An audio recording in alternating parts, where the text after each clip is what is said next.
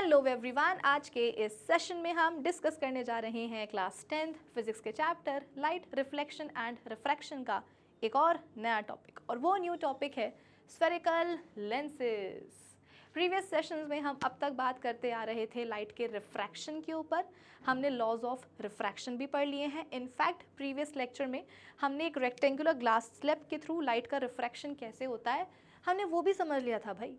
तो अब ज़रूरत है अपने चैप्टर में थोड़े से और आगे बढ़ने की और एक नए कॉन्सेप्ट को समझने की, और इसीलिए इस सेशन में आज हम बात करेंगे स्फेरिकल लेंसेज के ऊपर। ना सिर्फ आज मैं आपको स्फेरिकल लेंसेज पढ़ाऊंगी बेटा, बल्कि इनके जो मेजर कंपोनेंट्स होते हैं ना वो भी हम कवर कर लेंगे इसी सेशन में।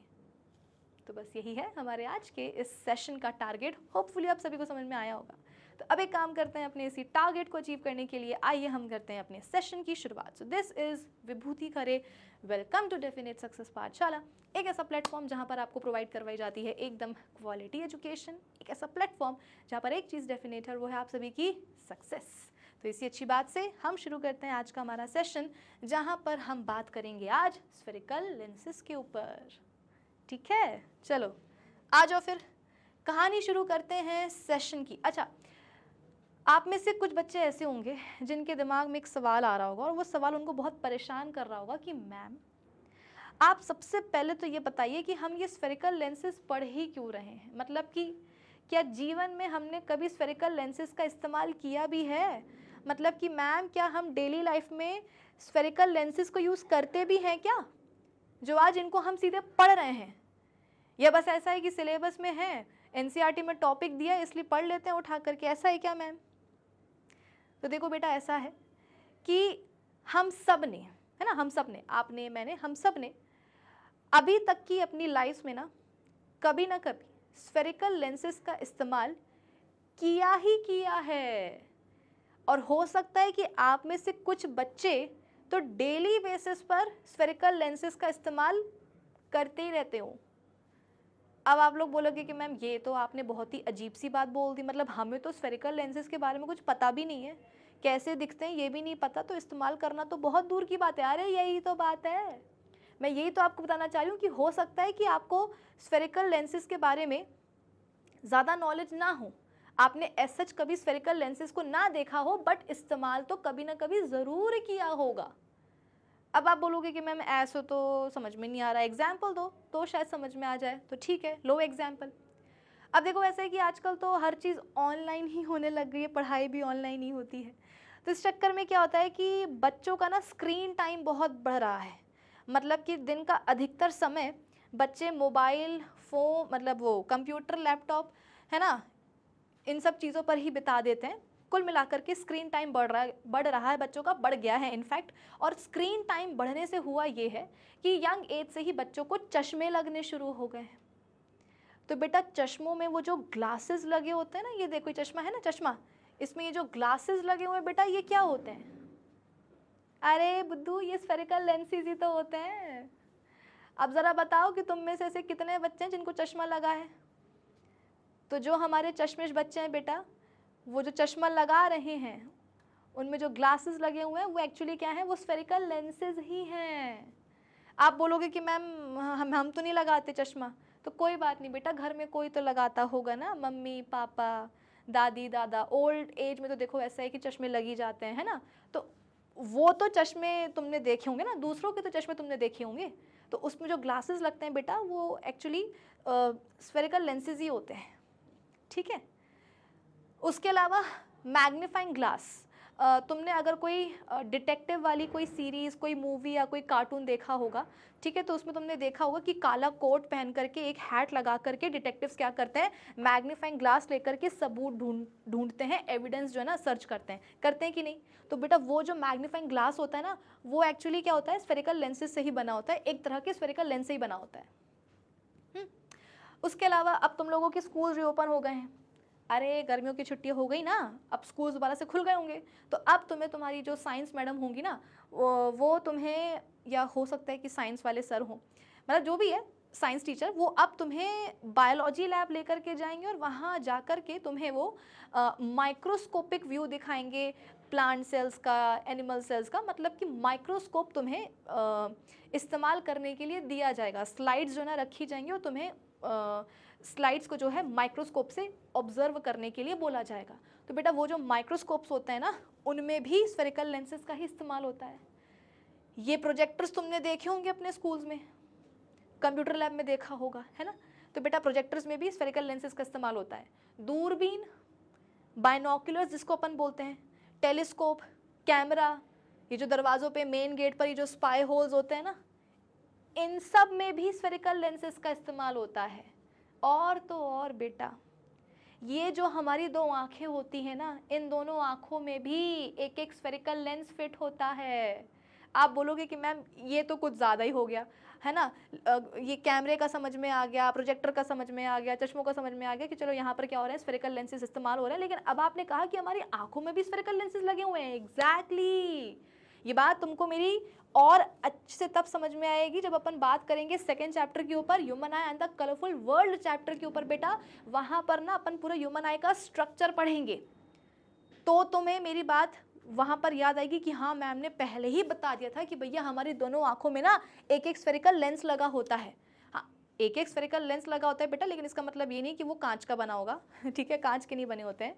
बट हाँ दोनों आंखों में बेटा एक एक स्फेरिकल लेंस तो होता ही होता है, और उन स्फेरिकल लेंसेज की ही मदद से हम चीज़ों को क्लियरली देख पाते हैं। अगर आंखों में जो इनबिल्ट स्फेरिकल लेंसेज जो लगे होते हैं अगर वो ठीक से काम नहीं करते ना, तो फिर बाहर से स्फेरिकल लेंसेज लगाने पड़ते हैं, मतलब कि चश्मे लगाने पड़ते हैं।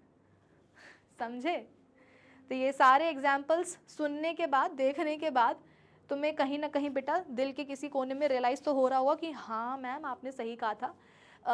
अब तक की हमारी ज़िंदगी में हमने स्फेरिकल लेंसेज को इस्तेमाल तो कभी ना कभी किया है, भले ही डेली ना कर रहे हो, लेकिन हाँ इस्तेमाल तो किया है ना। चलो फिर बहुत बढ़िया, एटलीस्ट तुम्हें ये तो समझ में आ गया ना कि स्फेरिकल लेंसेज का हम इस्तेमाल करते हैं। तो देखो ऐसा है कि बस अब इन्हीं स्फेरिकल लेंसेज को हमें पढ़ना है। भाई इस्तेमाल कर रहे हैं तो उनके बारे में पता भी होना चाहिए। एटलीस्ट लोगों को चश्मा क्यों लगता है, कैसे लगता है ना, किस तरीके से चश्मा लगा करके लोगों को क्लियरली दिखने लग जाता है ना। तो एटलीस्ट तुम्हें ये सारी बातें तो जानने में इंटरेस्ट होना चाहिए, है ना। तो सब बातें बेटा समझ में आती जाएंगी, बस तुम ध्यान से सुनते जाना, ठीक है।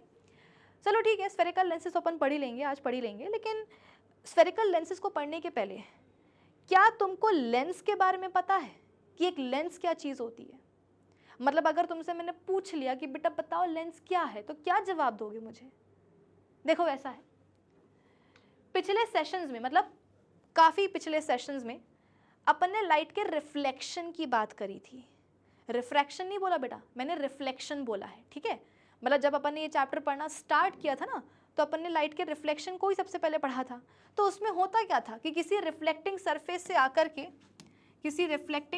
से आकर के लाइट टकराती थी और टकराने के बाद वापस लौट जाती थी, है ना।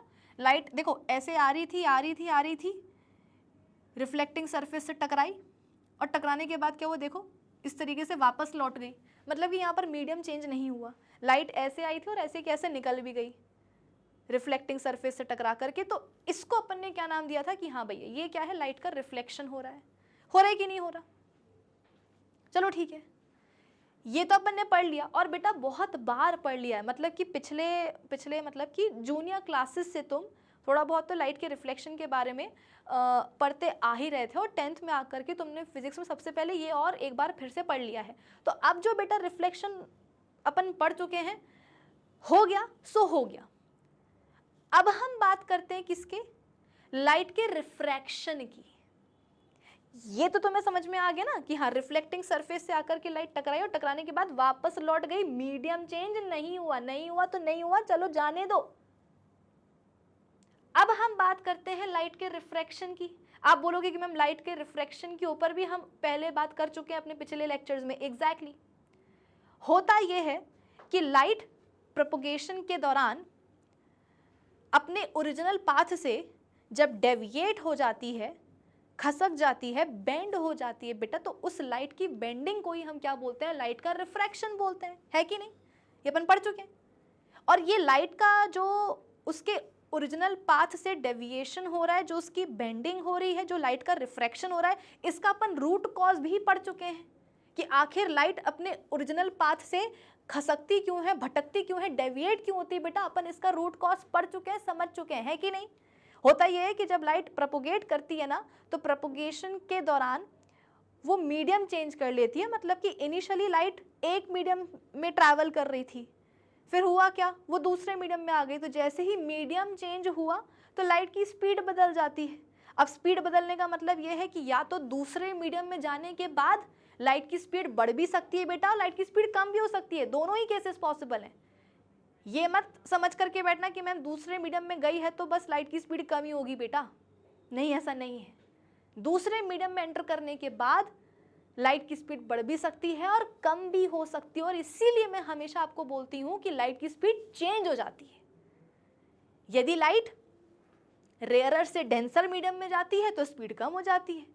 यदि लाइट डेंसर से रेयरर मीडियम में आ जाती है तो लाइट की स्पीड बढ़ जाती है। तो कुल मिलाकर के कहने का मतलब यह है कि जहां लाइट का मीडियम चेंज हुआ उसकी स्पीड बदल गई। अब जहां स्पीड बदली लाइट को हो गई टेंशन। क्यों? क्योंकि लाइट बोलती है कि भैया मैं तो वहां पंक्चुअल हूं, मैं तो अपने डेस्टिनेशन पर एग्जैक्ट टाइम पर पहुंचती हूं, ना समय से पहले ना समय के बाद, एग्जैक्ट प्रॉपर टाइम पर मैं पहुंचती हूं। और हो क्या रहा है? हो ये रहा है कि दूसरे मीडियम में आने से मेरी स्पीड बदल गई है। तो स्पीड बदलने से लाइट अल्टीमेटली ये डिसाइड करती है कि भैया गुरु अब जो है नया रास्ता पकड़ना पड़ेगा। बोले तो ओरिजिनल पाथ से डेविएट होना पड़ेगा, बेंड होना पड़ेगा, नया रास्ता पकड़ना पड़ेगा। तब जा करके इस बदली हुई स्पीड के साथ हम क्या कर सकते हैं, अपने डेस्टिनेशन पर टाइम पर पहुंच सकते हैं। क्लियर हुआ कि नहीं? अगर तो लाइट रेयरर से डेंसर मीडियम में गई है तो लाइट की स्पीड कम हो जाएगी। इसका मतलब यह है कि कम स्पीड के साथ यदि लाइट ट्रैवल करेगी ओरिजिनल पाथ को ही फॉलो करते करते, तो फिर तो वो अपने डेस्टिनेशन पर बेटा लेट हो जाएगी ना पहुंचने में। ऐसा ना हो इसलिए क्या होता है, लाइट लेती है शॉर्टकट। बोले तो लाइट की बेंडिंग हो जाती है टुवर्ड्स द नॉर्मल, है ना। और इसका उल्टा होता है कब? जब लाइट जाती है डेंसर टू रेयरर मीडियम, ज्यादा ट्रैफिक से कम ट्रैफिक वाले मीडियम में जो है लाइट जब चली जाती है तो उसकी स्पीड बढ़ जाती है। भाई रेयरर मीडियम में आने से क्या होता है, लाइट की स्पीड बढ़ जाती है। तो लाइट बोलेगी कि ओ माय गॉड अब तो मैं अपने डेस्टिनेशन पर क्या होगा, समय से पहले पहुंच जाऊंगी। ऐसा ना हो इसलिए लाइट बोलती है कि भैया मैं पकड़ूंगी लंबा रास्ता। बोले तो लॉन्ग रूट, और लॉन्ग रूट पकड़ने के लिए क्या होता है, लाइट की बेंडिंग हो जाती है अवे फ्रॉम द नॉर्मल। ये सब कुछ अपन पढ़ चुके हैं, बस एक क्विक रिकैप कर रहे हैं ताकि आज के सेशन की कहानी आपको बेहतर तरीके से समझ में आ सके बेटा। ठीक है, तो कुछ इस तरीके से हमें यह समझ में आ गया कि जब भी लाइट के प्रोपोगेशन के दौरान उसका मीडियम बदलेगा, उसकी स्पीड बदलेगी, और स्पीड बदलने से क्या होगा, वो अपने ओरिजिनल पाथ से डेविएट हो जाएगी, बेंडिंग हो जाएगी। और लाइट की उसी बेंडिंग को हम क्या बोल देते हैं, लाइट का रिफ्रैक्शन बोल देते हैं। ठीक है, तो अब बेटा हमें ना लाइट का रिफ्रैक्शन ही करवाना है। मतलब ये तो बहुत हो गया है ना, ये तो आम जिंदगी है। अब हमें जीनी है मेंटोस जिंदगी, मतलब कि अब हमें लाइट का रिफ्रैक्शन करवाना है।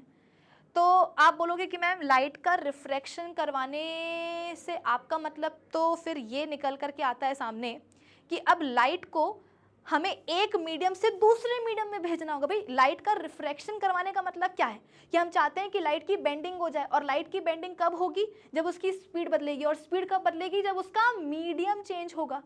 तो मेरा कहने का मतलब यह है कि बेटा अब हमें लाइट का ना मीडियम चेंज करना होगा। समझ में आई बात? मान लो कि ये है मीडियम 1 और ये है मीडियम 2।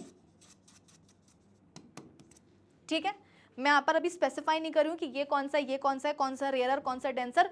तुम तो बस ये समझ लो कि भाई यहां पर दो मीडिया है, मीडियम 1 एंड मीडियम 2, और इनको सेपरेट करने वाली ये जो बाउंड्री है इसको अपन क्या बोलते हैं, इंटरफेस बोलते हैं। ठीक है, अब लाइट देखो यहां से आ रही है, लाइट देखो यहां से आ रही है और हुआ क्या, इंटरफेस पे आकर के गिर गई। मैंने आपसे क्या बोला, रिफ्लेक्शन नहीं चाहिए अब मुझे चाहिए है रिफ्रैक्शन। तो इसके लिए लाइट को अपना मीडियम बदलना पड़ेगा। लाइट आ रही थी, या ऐसा भी बोल सकते हो कि लाइट इनिशियली ट्रैवल कहां कर रही थी, मीडियम 1 में, इंटरफेस पे आकर के गिर गई। अब क्योंकि रिफ्रैक्शन करवाना है तो मीडियम बदलना चाहिए लाइट का, और इसीलिए क्या होगा, लाइट अब मीडियम 1 से कहाँ आ जाएगी बेटा, मीडियम 2 में आ जाएगी। मुझे रिफ्रैक्शन चाहिए तो मीडियम तो बदलना ही पड़ेगा, कोई और ऑप्शन नहीं है। तो देखो ना यहाँ पर लाइट का, देखो ना मीडियम चेंज हुआ कि नहीं हुआ। ये मत बोलना कि मैम इंटरफेस से टकरा करके लाइट वापस निकल जाएगी, नहीं, लाइट पीछे नहीं हटेगी, वो बोलेगी कि कोई बात नहीं, भले ही दूसरा तीसरा चौथा मीडियम आ जाए, मैं उसके अंदर भी घुस जाऊंगी। और लिटरली देखो बेटा वही हुआ कि लाइट आ रही थी मीडियम 1 से, इंटरफेस पे आके टकराई, गिरी, और फिर क्या हुआ, दूसरे मीडियम में देखो वो एंटर कर गई, और दूसरे मीडियम में भी उसने अपना प्रोपोगेशन कंटिन्यू रखा, जारी रखा, और देखो अब वो मीडियम 2 में क्या कर रही है, ट्रैवल कर रही है। हाँ, मीडियम चेंज हुआ है, स्पीड बदल गई होगी, अरे स्पीड बदली होगी ना, तो ओरिजिनल पाथ से लाइट क्या हुई है, डेविएट भी हुई है, मैंने कि रिफ्रैक्शन हुआ है, वो सब बातें हमें समझ में आ रही है। बट हम इस बात से खुश हैं कि देखो यहाँ पर क्या हुआ है, लाइट का मीडियम चेंज हो गया है। लेकिन अब अगर मैं आपसे पूछूं कि बेटा ये जो आपका मीडियम 2 है ये है क्या, आप बोलोगे कि मैम ये जो दूसरा मीडियम है ना, मीडियम 2, ये एक ऐसा मीडियम है जो लाइट को अपने अंदर आने दे रहा है या अपने थ्रू ट्रैवल करने दे रहा है। भाई मैंने आपसे क्या कहा था, मुझे रिफ्रैक्शन चाहिए, तो रिफ्रैक्शन होने के लिए, लाइट की बेंडिंग होने के लिए लाइट का मीडियम बदलना पड़ेगा। और यहाँ पर वही हुआ, लाइट मीडियम 1 से कहाँ आ गई, मीडियम 2 में आ गई। पर मैं आपसे बोल रहा हूँ बेटा कि ये जो आपका मीडियम 2 है ना, ये है क्या। आप बोलोगे कि मैम मीडियम 2 एक ऐसा मीडियम है जो लाइट को अपने थ्रू ट्रैवल करने दे रहा है या अपने अंदर आने दे रहा है। Exactly my point. मान लो कि अगर मीडियम 2 की जगह एक ऐसा मटेरियल होता, मान लो कि मीडियम 2 की जगह एक ऐसा मटेरियल होता जिसके सरफेस पर आकर के लाइट गिरती, जैसे कि देखो यहाँ पर ये कोई दूसरा मटेरियल है बेटा, ठीक है, और इसके सरफेस पे आकर के लाइट गिरती, लेकिन गिरने के बाद क्या होता है, लाइट बोलती कि भैया सुनो मुझे तुम्हारे अंदर जाना है, तो ये मटेरियल बोलता कि क्या, कहाँ भैया, कहाँ, नहीं कोई एंट्री नहीं मिलेगी तुमको। लाइट बोलती कि नहीं नहीं मैं तो निकल जाऊंगी, कोई दिक्कत की बात नहीं। लेकिन ये जो मटेरियल है बेटा ये बात नहीं मान रहा, ये लाइट को अपने अंदर नहीं घुसने दे रहा, ये अपने अंदर उसको ट्रैवल नहीं करने दे रहा। तो मजबूरी में क्या होगा बेटा, लाइट टकरा करके वापस नहीं निकल जाएगी। मतलब यहाँ पर तो लाइट का रिफ्लेक्शन हो गया। रिफ्लेक्शन क्यों हुआ, क्योंकि इस मटेरियल ने अपने अंदर लाइट को घुसने ही नहीं दिया। इसका मतलब बेटा ये जो मीडियम 2 है ये तो बहुत कोऑपरेट कर रहा है। क्यों, क्योंकि हमें रिफ्रैक्शन चाहिए था, और रिफ्रैक्शन करने के लिए इस मीडियम 2 ने हमारी हेल्प करी कि इसने बोला लाइट को कि ठीक है आ जाओ हमारे अंदर, यानी कि अपने थ्रू इसने लाइट को प्रोपोगेट होने दिया, इसने क्रॉस होने दिया बेटा लाइट को। वरना तो कुछ ऐसे भी होते हैं जो लाइट को अपने अंदर आने नहीं देते, भटकने नहीं देते। तो जरा बताओ बेटा कि इस तरह के मीडियम को अपन क्या बोलेंगे, जो लाइट को अपने अंदर एंट्री अलाउ कर देते हैं, अपने थ्रू लाइट को ट्रैवल करने देते हैं। बताओ ऐसे मीडियम को अपन क्या बोलते हैं। ये मत बोलना कि मैंने नहीं पढ़ा। अरे पहला लेक्चर जो था अपना लाइट का चैप्टर का, उसमें अपन ने क्या पढ़ा था, टाइप्स ऑफ मीडिया पढ़े थे। 3 तरह के मैंने आपको मीडिया पढ़ाए थे, ट्रांसपेरेंट, ट्रांसलूसेंट एंड ओपेक। ये 4 हो गए थे बेटा 3 पढ़ाए थे मैंने, है ना, ट्रांसपेरेंट, ट्रांसलूसेंट एंड ओपेक। तो ट्रांसपेरेंट मीडियम के बारे में अपन ने क्या पढ़ा था कि ट्रांसपेरेंट मीडियम एक ऐसा मीडियम होता है जो लाइट रेस को अपने अंदर आने देता है और अपने अक्रॉस या अपने थ्रू ट्रैवल करने देता है। यानी कि लाइट ट्रांसपेरेंट मीडियम के थ्रू बेटा आर पार चली जाती है। जैसे कि मान लो मैं कौन हूँ, ट्रांसपेरेंट मीडियम हूँ। मान लो कि मैं कौन हूँ, ट्रांसपेरेंट मीडियम हूँ। तो लाइट यहाँ से आ रही है तो मैं बोलूंगी कि हाँ ठीक है लाइट रेज आ जाओ, मेरे अंदर आ जाओ, और मेरे अंदर ट्रैवल करके क्या करो, मुझसे बाहर भी निकल जाओ। यानी कि जब ट्रांसपेरेंट मीडियम के पास लाइट रेज आती हैं तो लाइट रेज उस ट्रांसपेरेंट मीडियम के अंदर घुस जाती हैं। अंदर घुसने के बाद ट्रैवल करेंगी, और ट्रैवल करने के बाद प्रोपोगेट करने के बाद बेटा उस ट्रांसपेरेंट मीडियम से बाहर भी निकल जाती हैं। एग्जैक्टली यानी कि हमें चाहिए है एक ट्रांसपेरेंट मीडियम, क्योंकि हमें करवाना है लाइट का रिफ्रैक्शन, मीडियम चेंज करवाना है। तो बेटा मीडियम चेंज होकर के ऐसा तो हो जो लाइट को अपने अंदर घुसने दे। तो हमको क्या चाहिए है, एक ट्रांसपेरेंट मीडियम चाहिए। सवाल मेरा क्या था, वापस आओ सवाल पर, कि स्फेरिकल लेंसेज तो चलो हमें पढ़ने ही है, पर जरा ये बताओ कि लेंस का मतलब क्या होता है बेटा। तो लेंस का मतलब वही है कि एक ट्रांसपेरेंट मीडियम, ठीक है। लेंस का मतलब क्या है, एक ट्रांसपेरेंट मीडियम। एक कुछ सालों पहले बोर्ड एग्जाम में एक मतलब ट्रेंड टाइप का था कि लेंस के बारे में जरूर पूछा जाता था कि what is lens, what is lens. तो हम ये बोलते थे कि भैया लेंस कोई भी मटेरियल हो सकता है, बट वो एक ट्रांसपेरेंट मीडियम की तरह काम करे, है ना। ये मत बोलना कि मैम लेंस है तो वो कांच का ही बनना चाहिए, लेंस है तो वो क्या बोलते हैं प्लास्टिक का ही बनना चाहिए, ऐसा नहीं है। कोई भी ऐसा मटेरियल जो एक ट्रांसपेरेंट मीडियम का काम करे, बोले तो कोई भी ऐसा मटेरियल जो अपने थ्रू लाइट रेस को क्रॉस होने दे, ट्रैवल करने दे, प्रोपोगेट होने दे, उसे अपन लेंस बोल देते हैं। खत्म बात। आप कोई भी बेटा डेफिनेशन उठा करके देख लो लेंस की, पहला वर्ड उसमें वही दिया रहेगा, transparent material, transparent medium, something like that. क्योंकि जब तक ट्रांसपेरेंट मीडियम नहीं होगा बेटा, लाइट को जो है ना दूसरे मीडियम में आने का मौका ही नहीं मिलेगा। जैसे कि देखो ये था मटेरियल, तुम इसको लेंस बोलोगे क्या, बल्कि इसके सरफेस को तुम रिफ्लेक्टिंग सरफेस बोलोगे। क्यों? क्योंकि सरफेस से टकराने के बाद लाइट वापस निकल गई, घुस ही नहीं पाई अंदर। तो लेंस क्या होता है बेटा, कोई भी ऐसा मटेरियल जो एक ट्रांसपेरेंट मीडियम का काम करे, मतलब कि अपने थ्रू लाइट रेस को क्रॉस होने दे, प्रोपोगेट होने दे, ट्रैवल करने दे, ठीक है। तो उसको अपन क्या बोल देते हैं, लेंस बोल देते हैं। फिर जब बात आती है किसकी, स्फेरिकल लेंसेज की, तो what are spherical lenses.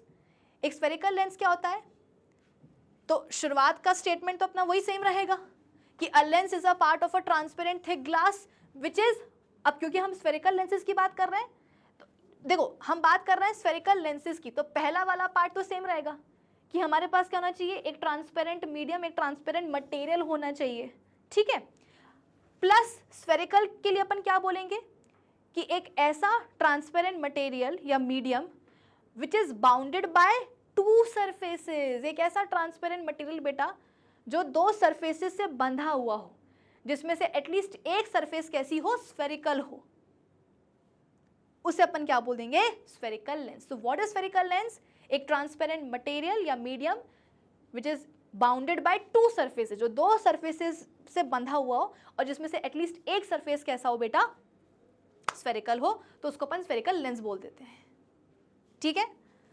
So a lens is a part of a transparent thick glass which is bounded by two spherical surfaces. अब यहाँ पर टू लिखा है, बट असलियत यह है कि अगर दो में से एक भी सरफेस बेटा स्फेरिकल होगा ना, तो अपना काम चल जाएगा, वो तब भी स्फेरिकल लेंस ही कहलाएगा। It is an optical device through which the rays of light converge और डाइवर्ज बिफोर ट्रांसमिटिंग, है ना। मतलब कि एक ऐसी ऑप्टिकल डिवाइस है बेटा जिसके थ्रू लाइट रेज ट्रांसमिट हो जाती है, मतलब क्रॉस हो जाती है। अब वो डिपेंड करेगा कि फिर लाइट रेज जो ट्रांसमिट हो रही है वो कन्वर्ज हो रही है या डाइवर्ज होकर के हो रही है, वो डिपेंड करेगा, ठीक है। एक और देखो डेफिनेशन बनती है लेंसेज की, स्फेरिकल लेंसेज की। अ ट्रांसपेरेंट, देखो जितने बार भी बेटा लेंस की बात आएगी, स्फेरिकल लेंस की बात आएगी, एक वर्ड तुमको कॉमन मिलेगा, ट्रांसपेरेंट मीडियम या ट्रांसपेरेंट मटेरियल। देखो यहाँ पे क्या लिखा हुआ है कि a transparent material bounded by, अब क्योंकि हम बात कर रहे हैं स्फेरिकल लेंसेज की, तो आगे क्या लिखेंगे, बाउंडेड बाय टू सरफेसेस। तो एक ट्रांसपेरेंट मटेरियल या ट्रांसपेरेंट मीडियम जो कि दो सरफेसेस से बाउंडेड होता है, जिसमें कि एटलीस्ट एक सरफेस कैसा हो, स्फेरिकल हो, ठीक है, उसको अपन लेंस बोल देते हैं। स्फेरिकल लेंसेज, अगर दोनों ही सरफेसेस क्या बोलते हैं स्फेरिकल हो तो और अच्छी बात है, लेकिन एटलीस्ट एक तो होना ही चाहिए। लेंस हो गया, स्फेरिकल लेंस हो गया, ठीक है। This means that a lens is bounded by at least one spherical surface. In such lenses the other surfaces would be plane, ठीक है। तो लेंस का समझ में आ गया तुमको मतलब क्या होता है। स्फेरिकल लेंसेज का तुमको मतलब समझ में आ गया कि एटलीस्ट दो सरफेसेस से बाउंडेड हो और दो में से कम कोई एक तो कैसा रहे, सरफेस स्फेरिकल रहे, ठीक है। उसे अपन क्या बोल देते हैं बेटा, स्फेरिकल लेंस बोल देते हैं। बताओ इतना क्लियर हो गया, लेंस का कॉन्सेप्ट समझ में आ गया कि हाँ भाई एक ट्रांसपेरेंट मटेरियल होना चाहिए विच is bounded by two surfaces. अब क्योंकि स्फेरिकल लेंस बोल रहे हैं तो एटलीस्ट दो में से एक तो सरफेस जो है वो स्फेरिकल हो ही जाए। अगर दोनों सरफेसेस स्फेरिकल हो रहे हैं तो और अच्छी बात है, लेकिन एटलीस्ट एक तो होना ही चाहिए, ठीक है। देखो इतने सारे होते हैं, double convex, plano convex, convex, double concave, ये और वो। लेकिन हमें बेटा केवल 2 ही टाइप के स्फेरिकल लेंसेज पढ़ने होते हैं। क्लास 10th के लेवल पर तो हम एटलीस्ट ये बोल ही सकते हैं कि हम केवल 2 ही तरह के स्फेरिकल लेंसेज पढ़ते हैं। एक का नाम होता है कॉन्वेक्स और एक का नाम होता है कॉनकेव। इनको अपन डबल कॉन्वेक्स या बाय कॉन्वेक्स भी बोल सकते हैं, और इसको अपन डबल कॉनकेव या बाय कॉनकेव भी बोल सकते हैं। दोनों ही नाम है, मतलब 3 नाम है, मतलब ले सकते हो आप, ठीक है। बाय कॉनकेव, बाय कॉन्वेक्स बोलोगे, डबल कॉनकेव, डबल कॉन्वेक्स बोलोगे तो भी चलेगा। अब देखो वैसे है कि बार बार बाय बाय डबल डबल इस्तेमाल करने से अच्छा क्या है, हम शॉर्ट में आलस में बोल देते कि हाँ ये कॉनकेव है, ये कॉन्वेक्स है, ठीक है। अब मैं आपको बताऊंगी कि हम क्यों डबल कॉन्वेक्स, क्यों डबल कॉनकेव ऐसे बोलते हैं, वो मैं आपको समझाऊंगी, ठीक है। अभी तुमको ही समझ में आ गया ना कि लेंस का मतलब क्या है, स्फेरिकल लेंस का मतलब क्या है, और हमको क्या पढ़ना है, केवल 2 ही स्फेरिकल लेंसेज पढ़ने हैं, कॉन्वेक्स और कॉनकेव। अब जरा इनके स्ट्रक्चर से तुम्हारी मैं जान पहचान करवा देती हूँ। जब अपन बात करते हैं कॉन्वेक्स लेंस की, तो देखो बेटा वो कॉन्वेक्स लेंस दिखेगा कैसे। कॉन्वेक्स लेंस आपको कुछ ऐसा दिखेगा। याद करो जब अपन स्फेरिकल मिरर्स पढ़ रहे थे तो मैंने आपको कॉन्वेक्स और कॉनकेव इन दोनों ही शेप्स का मतलब समझाया था और याद करने का तरीका भी बताया था, है ना। अपन जब स्फेरिकल मिरर्स पढ़े थे तो अपन ने 2 पढ़े थे ना, एक अपन ने पढ़ा था कॉनकेव और एक अपन ने पढ़ा था कॉन्वेक्स। कॉनकेव और कॉन्वेक्स मिरर पढ़े थे कि नहीं पढ़े थे, है ना। तो कॉनकेव का मतलब तुमको मैंने क्या समझाया था कि कॉनकेव वर्ड में केव आ रहा है। केव का मतलब क्या होता है, गुफा।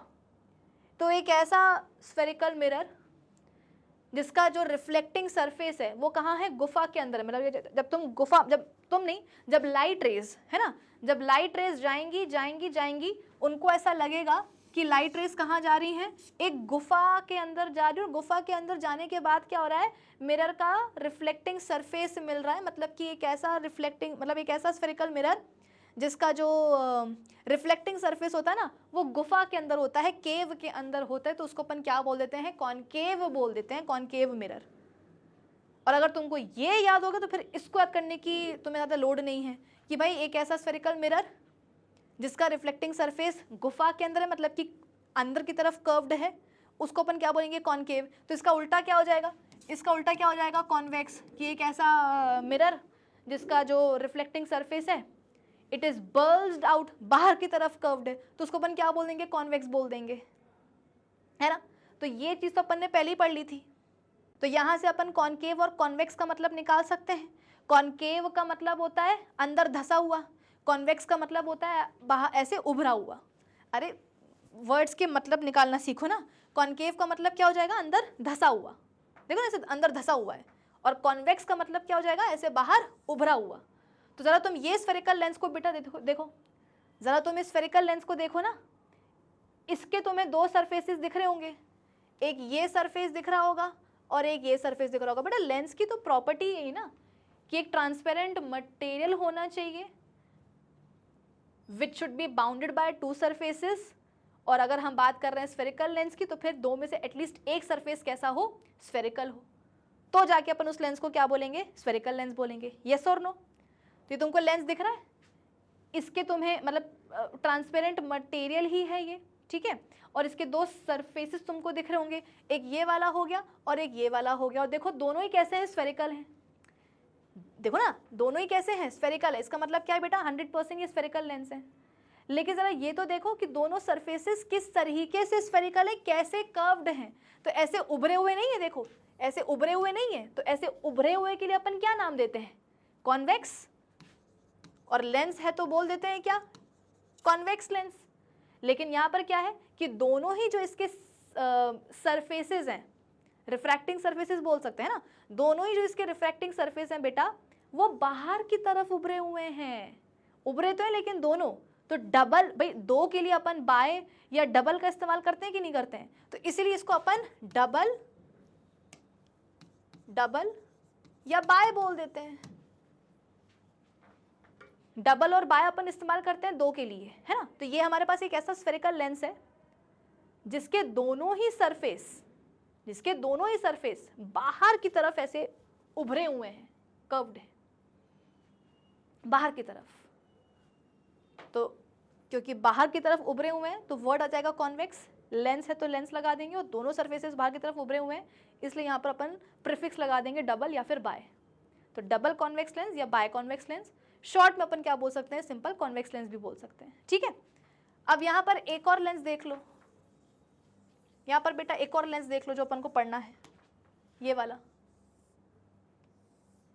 वो नहीं आती है एल्पेनलीबे टॉफी, पता नहीं अब आती है कि नहीं आती, मैंने बहुत टाइम से नहीं देखी। मेरे टाइम पर तो ना जैसे स्कूल में जब बर्थडे वगैरह होता पड़ता था ना, तो सब बच्चों को एक्लेयर्स, मैंगो बाइट या वो एल्पेनलीबे, यही सारी टॉफ़ीज़ जो है ना डिस्ट्रीब्यूट करी जाती थी। एनीवेज, यहाँ देखो बेटा, होता ये है कि जब तुम एल्पेनलीबे टॉफ़ी को चूसते जाओ तो अल्टीमेटली उसका जो शेप है ना वो ऐसा कुछ बन जाता है, तो तुम उससे रिलेट कर सकते हो। एनीवेज, यहाँ देखो, तो अब हमारे पास एक ऐसा लेंस है, ठीक है ना, लेंस मतलब क्या, transparent material bounded by two surfaces, ठीक है, और एटलीस्ट एक सरफेस कैसा हो, आप बोल सकते हो कि स्फेरिकल हो। यहाँ पर तो दोनों ही सरफेसेस देखो कैसे हैं, स्फेरिकल है, ठीक है। देखो ना, जो ये वाला सरफेस है ये अंदर की तरफ धंसा हुआ है, और ये वाला भी कैसा है, अंदर की तरफ धंसा हुआ है। तो ये जो धंसा हुआ बेटा शेप होता है उसके लिए अपन कौन सा वर्ड इस्तेमाल करते हैं, कॉनकेव करते हैं कि नहीं करते, मतलब अंदर की तरफ कर्व्ड के लिए, अंदर की तरफ कर्व्ड के लिए अपन कौन सा वर्ड इस्तेमाल करते हैं, कॉनकेव। और क्योंकि ये लेंस है तो अपन क्या लिख देंगे इसको, कॉनकेव लेंस। लेकिन देखो ना, इसके दोनों ही सरफेसेस कैसे हैं, अंदर की तरफ कर्व्ड हैं, धंसे हुए हैं दोनों, तो दोनों के लिए अपन क्या बोलेंगे, डबल या फिर बाय, डबल कॉनकेव लेंस या बाय कॉनकेव लेंस, ऐसा भी बोलते हैं। शॉर्ट में अपन बोल देते हैं कि चलो कॉनकेव लेंस, कौन बार बार बाय डबल लगाए, कॉनकेव और कॉन्वेक्स लेंस अपन ऐसे ही बोल देते हैं, ठीक है। तो लेंस एक ट्रांसपेरेंट मटेरियल है बाउंडेड बाय टू सरफेसेस, और अगर दो में से कोई एक सरफेस भी कर्व्ड हो गया, स्फेरिकल हो गया, तो फिर अपन उसको स्फेरिकल लेंस बोल देंगे, ठीक है। दो पढ़ना है आपको, ये है कॉन्वेक्स और ये है कॉनकेव लेंस। ध्यान रखना इनका बेटा शेप,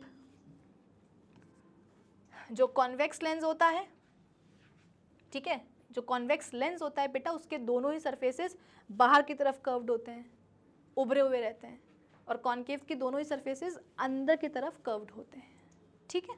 चलो, अब सवाल ये है कि मैम इन दोनों को बनाया कैसे जाता है। कुछ वैसे ही बनाया जाता है जैसे कि स्फेरिकल मिरर्स को अपन बनाते थे।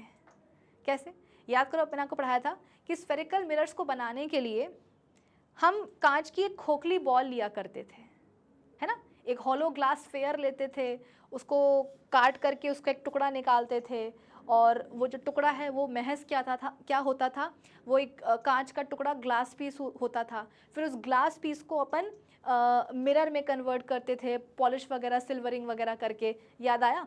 ऐसा ही कुछ बेटा अपन यहाँ भी करेंगे, लेकिन हाँ, इसके लिए हमें यहाँ पर कांच का एक नहीं बल्कि दो स्फीयर्स चाहिए होंगे, और दो स्फीयर्स भी कैसे, सॉलिड। सॉलिड मतलब क्या, जैसे कि आपकी वो प्लास्टिक की बॉल होती ना, जो अपन बचपन में जिससे अपन क्रिकेट खेलते हैं, है ना, तो वो जो प्लास्टिक की बॉल होती है बेटा वो अंदर से खोखली होती है, लेकिन वो जो प्रॉपर आपकी जो क्रिकेट वाली बॉल होती है ना, जो रेड वाली होती है, वो देखो अंदर से सॉलिड होती है कि नहीं होती है। तो बस हमें कांच के दो सॉलिड स्फीयर्स चाहिए हैं, क्योंकि हमें यहाँ पर लेंस बनाना है। तो यहाँ पर हम क्या लेंगे बेटा, दो ग्लास के कांच के सॉलिड स्फीयर लेंगे, बॉल लेंगे, ठीक है। यहाँ देखो, एक ये स्फीयर हो गया और एक ये स्फीयर हो गया। समझ में बात आ रही है कि नहीं आ रही है। ये क्या है, एक सॉलिड मतलब अंदर से ठोस हो बेटा, खोखला ना हो, ठीक है। ये एक सॉलिड ग्लास बॉल या स्फीयर है, और ये भी सॉलिड ग्लास बॉल या स्फीयर है, ठीक है। आप बोलोगे कि मैम दो क्यों, क्योंकि बेटा अपन दो ऐसे स्फेरिकल लेंसेज पढ़ रहे हैं जिनके दोनों सरफेसेस कैसे हैं, कर्व्ड हैं, ठीक है, कैसे हैं दोनों, आप बोल सकते हो कि हाँ दोनों सरफेसेस कैसे हैं, स्फेरिकल हैं, कर्व्ड हैं, इस वजह से हमें यहाँ पर 2 स्फीयर्स लेने पड़ रहे हैं। आएगा समझ में, आएगा धीरे धीरे समझ में आएगा। देखो अब अपन क्या करेंगे, अब अपन क्या करेंगे, जो ये कांच का अपन ने सॉलिड बॉल ली है, इसका अपन एक छोटा सा टुकड़ा काट करके निकाल लेंगे, ठीक है। अच्छा हाँ, उसके पहले ये जो अपनी ग्लास बॉल है, जो अपनी सॉलिड ग्लास बॉल है, ये क्या हो जाएगा, उसका सेंटर हो जाएगा, अरे ज्योमेट्रिक सेंटर, ठीक है, ये हो जाएगा उसका ज्योमेट्रिक सेंटर, ठीक है। और सेंटर से लेकर के यहाँ तक का जो डिस्टेंस है वो क्या हो जाएगा, रेडियस। तो ये बेटा अपनी एक सॉलिड ग्लास बॉल है, ये इसका ज्योमेट्रिक सेंटर है, और सेंटर से जो यहाँ तक का डिस्टेंस है वो क्या हो जाएगा, इसका रेडियस हो जाएगा। सिमिलरली ये भी तो कांच की बॉल ही है, इसका भी तो कोई ना कोई ज्योमेट्रिक सेंटर होगा, और सेंटर से यहाँ तक का डिस्टेंस क्या हो जाएगा, इसके रेडियस के बराबर हो जाएगा, ठीक। चल अब अपन क्या करेंगे, इसका एक टुकड़ा काट करके निकाल लेंगे बेटा, कुछ इस तरीके से। देखो इसका अपन एक टुकड़ा ऐसे काट करके निकाल लेंगे, लाइक दिस।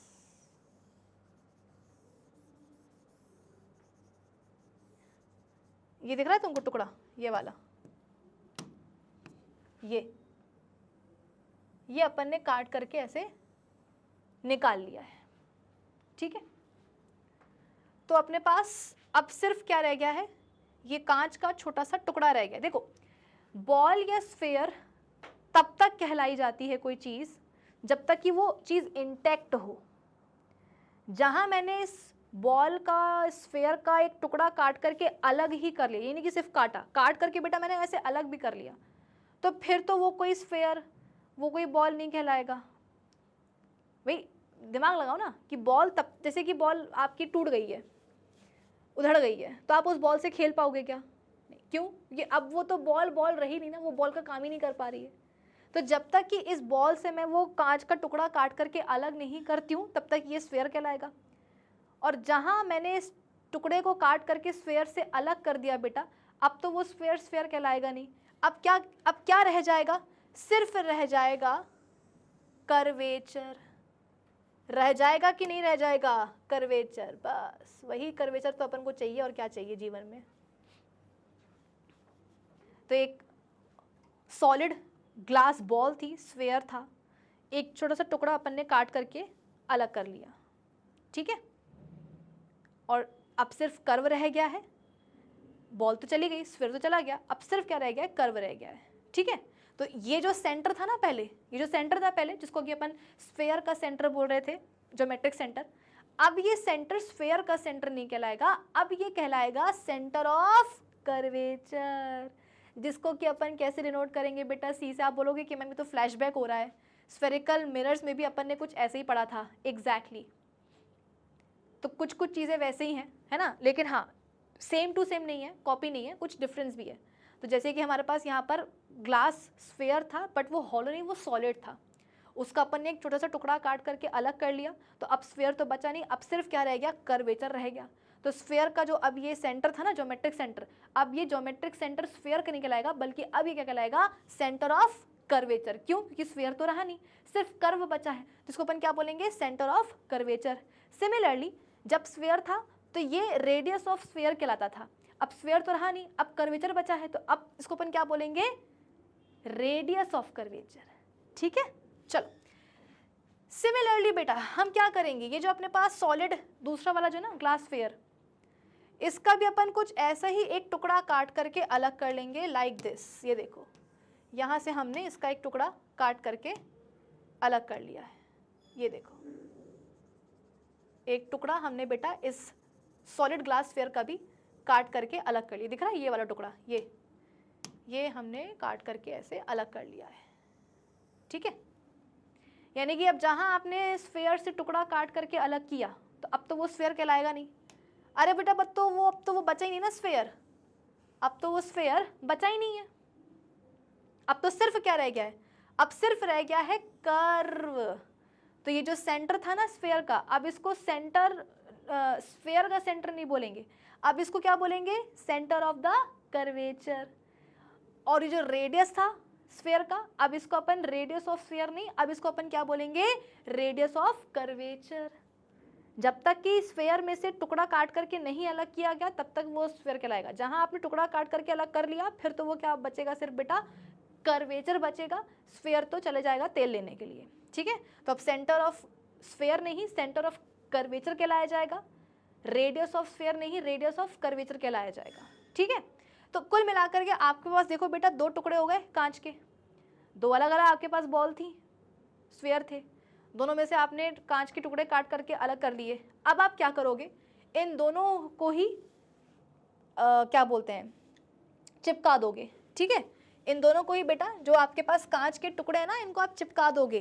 तो चिपकाने के बाद आपके पास कुछ ऐसा स्ट्रक्चर बन जाएगा लाइक दिस। ये भी इतना अच्छा नहीं बना, लेट मी फिक्स इट। आपके पास एक ऐसा स्ट्रक्चर बन के रेडी हो जाएगा। जैसे कि अगर आपको मैं एक्सप्लेन करूं तो देखो, ये मान लो ये क्या है,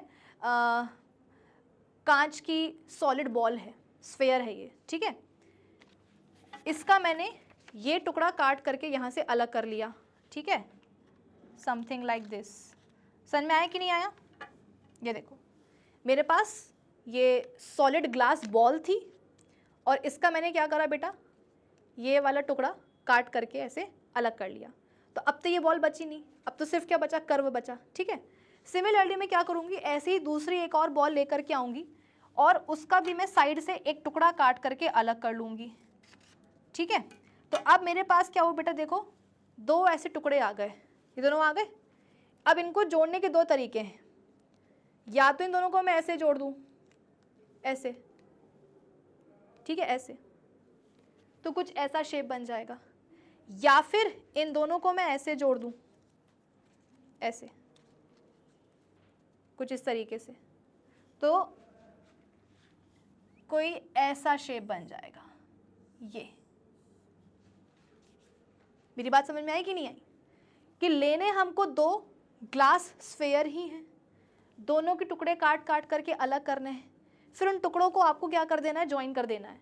ज्वाइन करने के दो तरीके हैं, या तो ऐसे ज्वाइन कर लो या तो वैसे ज्वाइन कर लो, तो वैसा आपको कोई शेप मिल जाएगा, या फिर इनको पलट करके ऐसे ज्वाइन कर लो तो आपको ऐसा शेप मिल जाएगा। यदि ये ऐसा शेप मिला तो समझ जाना बेटा आपको क्या मिल गया है, आपको मिल गया है कॉन्वेक्स लेंस।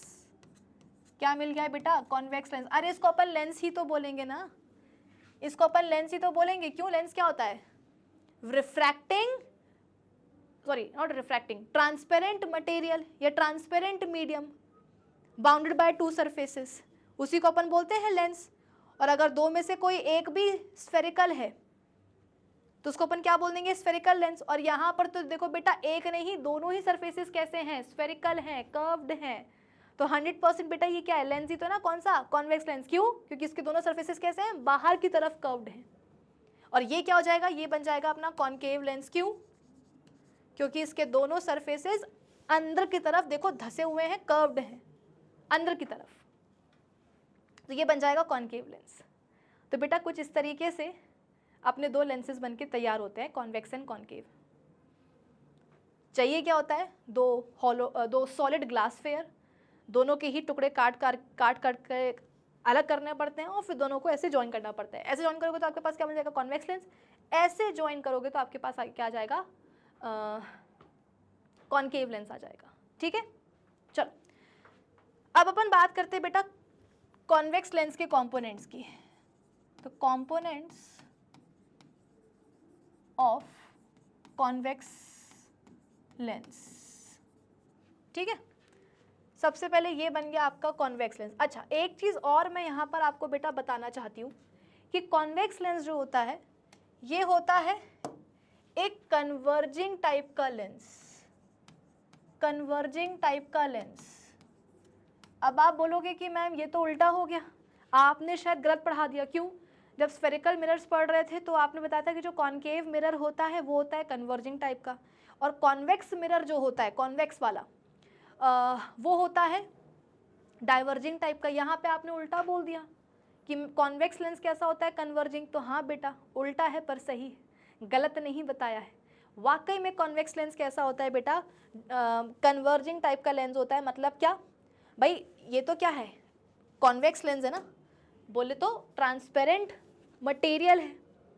तो जब लाइट रेज आएंगी और इस लेंस के अंदर घुसेंगी तो लेंस आने देगा ना। अरे बेटा लेंस होता ही क्या है, ट्रांसपेरेंट मटेरियल, लाइट रेज को अपने अंदर आने देता है और अपने थ्रू प्रोपोगेट करने देता है वो। तो लाइट रेज सपोज यहाँ से आ रही है, लेंस के अंदर घुसेंगी, यहाँ से घुसेंगी और यहाँ से बाहर निकलेंगी। तो जब बेटा लाइट रेज इस कॉन्वेक्स लेंस से बाहर निकलेंगी तो पता है क्या होगा, एक कॉमन पॉइंट पर जा करके after refraction light rays converge हो जाएंगी। मतलब कि कॉन्वेक्स लेंस एक ऐसा लेंस होता है ये वाला जो आफ्टर रिफ्रैक्शन लाइट रेज को कन्वर्ज करवा देता है, मिलवा देता है एक कॉमन पॉइंट पर। तो हुआ ना कन्वर्जिंग लेंस। वहीं जो कॉनकेव लेंस होता है बेटा वो यहाँ पर वही उल्टा होगा। कॉनकेव लेंस में क्या होता है कि जब लाइट रेज आती हैं और दूसरे सरफेस से बाहर निकलती हैं तो आफ्टर रिफ्रैक्शन क्या होगा, after refraction refracted rays diverge होके निकलेंगी। भाई लाइट रेज यहाँ पर आई, पहली बार रिफ्रैक्शन हुआ, भाई डबल रिफ्रैक्शन अपन पढ़ चुके हैं ना, वो रेक्टेंगुलर ग्लास स्लैब वाले में भी अपन ने देखा था कि स्लैब के अंदर लाइट आती है तो एक बार रिफ्रैक्शन होता है, जब स्लैब के बाहर वापस लाइट निकलती है एयर में तो भी क्या होता है, रिफ्रैक्शन होता है कि नहीं होता। तो यहाँ पर भी तो वही केस है। तो डबल रिफ्रैक्शन बेटा कोई ऐसी चीज नहीं जो तुम पहली बार पढ़ रहे हो, पिछले लेक्चर में पढ़ चुके हैं। तो जब लाइट रेज एयर से लेंस के अंदर आएंगी तो एक बार ही रिफ्रैक्शन होगा, फिर जब लाइट रेज दूसरे सरफेस से लेंस से बाहर आएंगी कहाँ, एयर में, तो दूसरी बार ही रिफ्रैक्शन होगा। दूसरी बार क्या होगा, लाइट की बेंडिंग होगी। यस और नो। बस यहाँ पर तुम्हें मुझे वही बात समझानी थी कि जब लाइट रेज आती हैं कॉन्वेक्स लेंस के अंदर, बाहर निकलती हैं तो आफ्टर रिफ्रैक्शन जो रिफ्रैक्टेड रेज होंगी वो कॉमन पॉइंट पर आकर के मिल जाएंगी। तो इसको अपन क्या बोलेंगे, कन्वर्जिंग लेंस बोलेंगे। इसका उल्टा होता है कॉनकेव लेंस के साथ, कि लाइट रेज जब कॉनकेव लेंस के अंदर जाती हैं और जब बाहर निकलती हैं डबल रिफ्रैक्शन के बाद तो रिफ्रैक्टेड रेज डाइवर्ज होकर निकलती हैं, फैल के निकलती हैं। तो इसलिए कॉनकेव लेंस क्या हो जाता है, डाइवर्जिंग लेंस, और ये कन्वर्जिंग लेंस हो जाता है, कॉन्वेक्स वाला। ठीक है, चलो तो ये हो गया बेटा अपना क्या, कॉन्वेक्स लेंस। अब इसका जो सेंटर होता है बेटा, ज्योमेट्रिक सेंटर, भाई कोई भी शेप हो, कोई ना कोई मतलब कोई भी शेप हो, कोई ना मतलब जो भी स्ट्रक्चर होगा बेटा, कुछ ना कुछ तो उसका सेंटर होता है ना, कोई ना कोई तो उसका सेंटर होता है। तो ये जो इसका ज्योमेट्रिक सेंटर है बेटा अपने ये कॉन्वेक्स लेंस का, इसको अपन क्या बोलते हैं, ऑप्टिकल सेंटर बोलते हैं। ठीक है कि नहीं, ठीक है।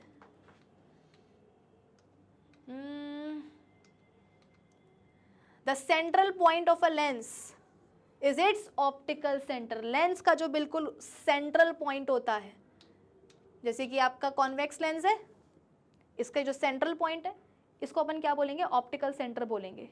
और इसको अपन डिनोट करते हैं ओ से। कैसे करते हैं डिनोट, ओ से करते हैं। ठीक है। अब अगर बेटा आप कॉन्वेक्स लेंस का ये वाला देखोगे सरफेस, कौन सा वाला, ये वाला, अलग कलर से इसको मैं कर रही हूँ हाईलाइट, देखो अगर आप ये वाला सरफेस देखोगे बेटा अपने कॉन्वेक्स लेंस का, तो वैसा नहीं लगेगा कि मानो ये वाले स्फीयर का हिस्सा है। बेटा मेरी बात को समझो, अभी अभी तुमको मैंने कॉन्वेक्स लेंस बनाना सिखाया था कि नहीं सिखाया था, कि तुमको क्या लेने हैं, तुमको जो है इस तरीके से दो स्फीयर लेने हैं, ठीक है, और दोनों के ही तुमको एक एक टुकड़े काट करके अलग कर देने हैं, ठीक है, और फिर दोनों ही टुकड़ों को तुम्हें क्या करना है, कुछ इस तरीके से ज्वाइन कर देना, तो तुम्हारे पास क्या बन जाएगा, कॉन्वेक्स लेंस बन जाएगा, है ना। तो तुम ये देखो ना कि तुम्हारे पास जो कॉन्वेक्स लेंस है ये वाला, इसका जो ये सरफेस है ये एक स्फीयर का हिस्सा होगा, और जो ये वाला सरफेस है ये दूसरे स्फीयर का हिस्सा होगा। यस और नो, क्योंकि अल्टीमेटली जो तुम्हारे पास कॉन्वेक्स लेंस आया है बेटा वो दो स्फीयर्स से ही तो आया है कि नहीं। अपन ने दो स्फीयर लिए थे और दोनों से ही कांच के टुकड़े काट काट करके अलग करके कॉन्वेक्स लेंस बनाया है। तो जो ये वाला सरफेस होगा ना इसका, ये वाला सरफेस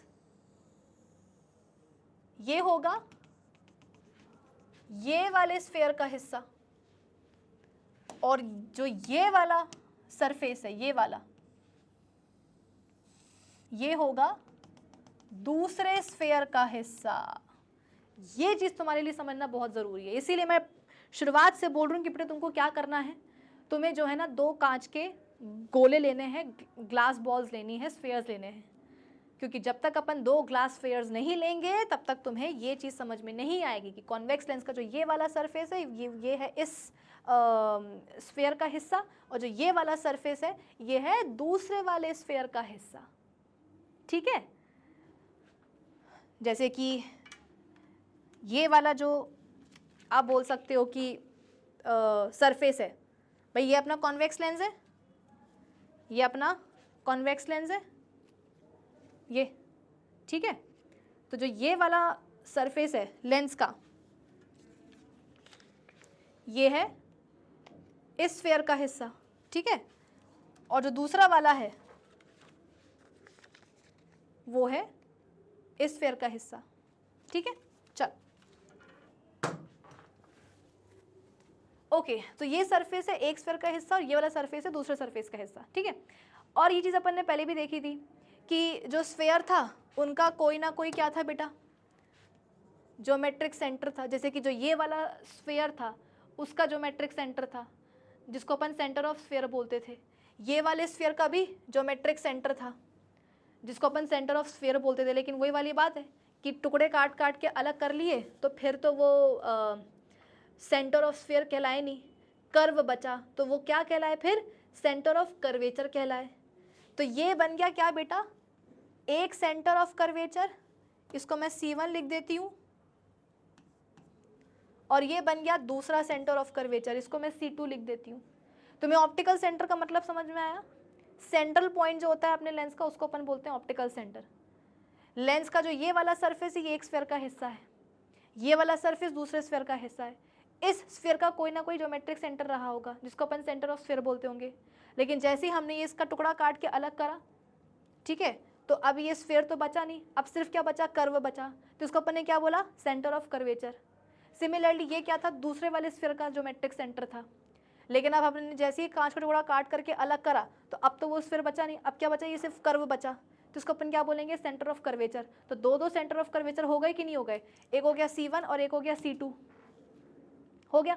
अब क्या करेंगे, कुछ नहीं, अब एक इमेजिनरी लाइन हम ड्रॉ कर देंगे बेटा, एक इमेजिनरी लाइन हम ड्रॉ कर देंगे जो ऑप्टिकल सेंटर और दोनों ही जो सेंटर ऑफ कर्वेचर्स हैं उनको क्रॉस करते हुए निकलेगी। लेकिन इसके लिए पहले मुझे थोड़ा सा इसको ठीक करना पड़ेगा, लाइक दिस, ठीक है। तो देखो ये हमने बना दी, थोड़ी मोटी बनाएंगे, ये हमने बना दी एक इमेजिनरी लाइन लाइक दिस, जो क्या कर रही है, दोनों सेंटर ऑफ कर्वेचर और ऑप्टिकल सेंटर को क्रॉस करते हुए निकल रही है। इसे अपन क्या बोलेंगे, इस लाइन को अपन क्या बोलेंगे बेटा, प्रिंसिपल एक्सिस बोलेंगे। क्या बोलेंगे, प्रिंसिपल एक्सिस। आप बोलोगे कि मैम यहाँ भी प्रिंसिपल एक्सिस, तो सेंटर ऑफ कर्वेचर हो सकते हैं तो प्रिंसिपल एक्सिस नहीं होगी क्या ठीक है। ऑप्टिकल सेंटर से बेटा C1 यानी कि सेंटर ऑफ कर्वेचर तक का जो डिस्टेंस है वो किसके बराबर होगा, अरे रेडियस ऑफ कर्वेचर के बराबर ना, बिल्कुल वही वाली बात है बेटा जो अपन ने स्फेरिकल मिरर में पढ़ी थी, ठीक है। तो ऑप्टिकल सेंटर और C1 के बीच में, मतलब सेंटर ऑफ कर्वेचर के बीच में जो डिस्टेंस होगा वो किसके बराबर होगा, अरे रेडियस ऑफ कर्वेचर के बराबर। सिमिलरली C2 और ऑप्टिकल सेंटर के बीच में जो डिस्टेंस होगा ना बेटा वो किसके बराबर होगा, अगेन रेडियस ऑफ कर्वेचर के बराबर होगा। इतना पहले पड़ गया। चलो अब बारी आती है फोकस की, कि मैम कोई फोकस होगा क्या, बिल्कुल होगा, लेकिन अब वही है ना कि फोकस को हमें डिराइव करना पड़ता है, फोकस ऐसे दिखता नहीं है। तो आज अपन इसको डिराइव करते हैं, कैसे करेंगे डिराइव, यहाँ देखो ये आपका कॉन्वेक्स लेंस है, ठीक है, ये इसका ऑप्टिकल सेंटर हो गया, और ये हो गया एक सेंटर ऑफ कर्वेचर C1, ये हो गया दूसरा वाला, ठीक है, और ये प्रिंसिपल एक्सिस हो गई। अब मान लो कि आपने कहाँ रखा है ऑब्जेक्ट को, लेंस के लेफ्ट हैंड साइड रखा है, यहाँ रखा है। तो मान लो कि ऑब्जेक्ट यहाँ है बेटा, मान लो कि ऑब्जेक्ट यहाँ है, कहाँ, लेंस के लेफ्ट हैंड साइड। यहाँ से लाइट रेज निकल करके आ रही हैं, ठीक है, कुछ ऐसे रखो, हाँ, ऑब्जेक्ट से बेटा लाइट रेज निकल करके आ रही हैं। लाइट रेज क्या होगा, अरे लेंस के अंदर घुसेंगी ना, अंदर घुसेंगी और फिर बाहर भी निकलेंगी। और जैसा कि मैंने आपको बताया कि कॉन्वेक्स लेंस क्या होता है, कॉन्वेक्स लेंस एक कन्वर्जिंग टाइप का लेंस होता है। तो ये क्या करेगा, लाइट रेज अंदर आएंगी, पहली बार रिफ्रैक्शन कहाँ हो जाएगा, इस सरफेस पे हो जाएगा। फिर जब लाइट रेज लेंस के अल्टीमेटली बाहर निकलेंगी ये वाले सरफेस से, तो यहाँ पर क्या होगा, दूसरी बार रिफ्रैक्शन होगा। दूसरी बार रिफ्रैक्शन से होगा क्या बेटा, दूसरी बार रिफ्रैक्शन से अल्टीमेटली ये होगा कि लाइट रेज रिफ्रैक्ट होने के बाद, लाइट रेज रिफ्रैक्ट होने के बाद प्रिंसिपल एक्सिस के कॉमन पॉइंट पर आकर के मिलेंगी। कैसे मिलेंगी वो आपको मैं अगले सेशन में पढ़ाऊंगी, लेकिन अभी के लिए बस इतना याद रखो कि बेटा ये जो कॉन्वेक्स लेंस है ना, कई बार बच्चों को ये हजम नहीं होता कि मैम हम ऐसे कैसे मान लें कि कॉन्वेक्स लेंस जो है कन्वर्जिंग टाइप का लेंस है। बेटा तुम्हें मानना पड़ेगा, और मानोगी भी ऐसे, क्योंकि अगले सेशन में तुमको मैं प्रूफ करके बताऊंगी कि कॉन्वेक्स लेंस क्या है, एक कन्वर्जिंग लेंस, और कॉन्केव क्या है, एक डाइवर्जिंग लेंस है। तो अगले सेशन के लिए तुमको रुकना पड़ेगा। अभी के लिए बस इतना समझ लो कि हाँ ये कन्वर्जिंग लेंस है, और जब लाइट रेज इससे बाहर निकलेंगी तो निकलने के बाद क्या होगा, प्रिंसिपल एक्सिस के पॉइंट पर आकर के मिल जाएंगी, कन्वर्ज हो जाएंगी, और जहाँ पर मिली है वहीं पर क्या बन जाएगा बेटा, प्रिंसिपल फोकस बन जाएगा। तो ये बन गया फोकस। फोकस को ऑब्टेन करना पड़ता है ना, तो देखो ना, कर तो लिया ऑब्टेन। तो आपने कहा चलो ठीक है मैम, सारे जो है ना कंपोनेंट्स हो गए, ऑप्टिकल सेंटर हो गया, प्रिंसिपल एक्सिस हो गई, सेंटर ऑफ कर्वेचर हो गया, रेडियस ऑफ कर्वेचर हो गया, फोकस हो गया, बस बात खत्म। अरे ऐसे कैसे खत्म, यहाँ पर बेटा कोई मिरर तो नहीं है जिसका एक सरफेस रिफ्लेक्टिंग होता है और दूसरा नॉन रिफ्लेक्टिंग होता है, तो मजबूरी हो जाती है ऑब्जेक्ट को मिरर के सामने रखने की, मतलब कि रिफ्लेक्टिंग सरफेस की तरफ रखने की। यहाँ पर तो हमारे पास लेंस है, तो लेंस में तो ऐसा कुछ है नहीं। लेंस में अगर आप इसके सामने यहाँ रखोगे ऑब्जेक्ट को, तो यहाँ से लाइट रेज आएंगी और बाहर निकलने के बाद यहाँ कन्वर्ज होंगी। और अगर आपने लेंस के राइट हैंड साइड पर रख दिया ऑब्जेक्ट तो क्या होगा, मैंने क्या बोला, मिरर थोड़ी ना है कि मजबूरी होगी कि मिरर के एक तरफ ही ऑब्जेक्ट को रखा जाएगा, दूसरे साइड में रखा ही नहीं जाएगा, क्योंकि वहाँ पर रिफ्लेक्शन नहीं होगा। यहाँ पर तो बेटा लेंस है ना, इसके दोनों सरफेसेस कैसे हैं, रिफ्रैक्टिंग है, तो यहाँ रख दो ऑब्जेक्ट को, कोई दिक्कत नहीं है। यानी कि अब हम क्या करेंगे, ऑब्जेक्ट को यहाँ रखेंगे तो लाइट रेज आएंगी, लाइट रेज आएंगी कुछ इस तरीके से, और आफ्टर रिफ्रैक्शन क्या होगा, आफ्टर रिफ्रैक्शन लाइट रेज बेटा प्रिंसिपल एक्सिस के एक पॉइंट पर कन्वर्ज हो जाएंगी, और जहाँ पर कन्वर्ज हुई हैं, जिस पॉइंट पर कन्वर्ज हुई हैं एट द वो प्रिंसिपल एक्सिस, उस पॉइंट को अपन क्या बोल देंगे, पॉइंट ऑफ कन्वर्जेंस को फोकस बोल देंगे। आप बोलोगे कि तो डबल मुसीबत हो गई, अरे दो फोकस हो गए ना, फोकाई बेटा प्लूरल होता है फोकाई, या कुछ लोग फोसाई भी बोलते हैं, आई कॉल इट फोकाई। तो यहाँ पर तो आप बोलोगे कि मैम दिक्कत हो गई, क्या दिक्कत हो गई मैम, यहाँ पर तो दो फोकस हो गए, एक ये, हाँ तो सेंटर ऑफ कर्वेचर भी तो दो हैं, उसके लिए तुमने कुछ नहीं बोला, उसके लिए तो तुम्हारे पास ये था कि मैम एक जो अपना कॉन्वेक्स लेंस है वो दो जो है ना उससे बना है, ग्लास फेयर से बना है, तो दोनों ही ग्लास फेयर के एक एक तो सेंटर ऑफ मतलब सेंटर थे ही, ऑप्टिकल ज्योमेट्रिक सेंटर थे ही, तो इस चक्कर में क्या हुआ, कॉन्वेक्स लेंस के पास क्या हो गए, दो सेंटर ऑफ कर्वेचर आ गए, तो तुमने इसके लिए तो कुछ नहीं कहा। लेकिन अब मैं बोल रही हूँ कि देखो फोकस दो, तो तुम्हें मिर्ची लग गई, अरे तो बेटा क्या हो गया, लेंस है ना, दोनों ही उसके सरफेसेस कैसे हैं, रिफ्रैक्टिंग है, तो तुम दोनों ही साइड में क्या कर सकते हो, रख सकते हो ऑब्जेक्ट को। अगर यहाँ रखा है ऑब्जेक्ट तो फोकस का बनेगा दूसरे साइड में, और अगर ऑब्जेक्ट यहाँ रखा हुआ है तो फोकस का बनेगा उसके ऑपोजिट साइड में, तो दो फोकस हो गए कि नहीं हो गए। तो ये वाले लेफ्ट हैंड साइड में जो होता है बेटा फोकस, उसको अपन बोलते हैं F1, मतलब डिनोट करते हैं F1 से, और जो राइट साइड में होता है उसको अपन डिनोट करते हैं F2 से। ये नियम है, इसको F2 इसको F1 मत बोल देना। लेफ्ट हैंड साइड में जो बेटा रहेगा ना, लेफ्ट हैंड साइड में जो रहेगा फोकस, उसको आप F1 से ही डिनोट करोगे, और राइट हैंड साइड में F2 से करोगे। अब यहाँ भी F1 यहाँ भी F2, सेंटर ऑफ कर्वेचर ये और वो बहुत दिक्कत हो रही है। तो एक काम करो ना बेटा, ये जो C1 C2 होते हैं ना, मतलब जो सेंटर ऑफ कर्वेचर होते हैं, इनको अपन एक और चीज़ से डिनोट कर सकते हैं, मतलब ये तरीका गलत नहीं है लेकिन एक और तरीके से डिनोट कर सकते हैं। C1 को अपन 2F1 बोल सकते हैं और C2 को अपन 2F2 बोल सकते हैं। C1 को 2F1, C2 को 2F2, क्यों?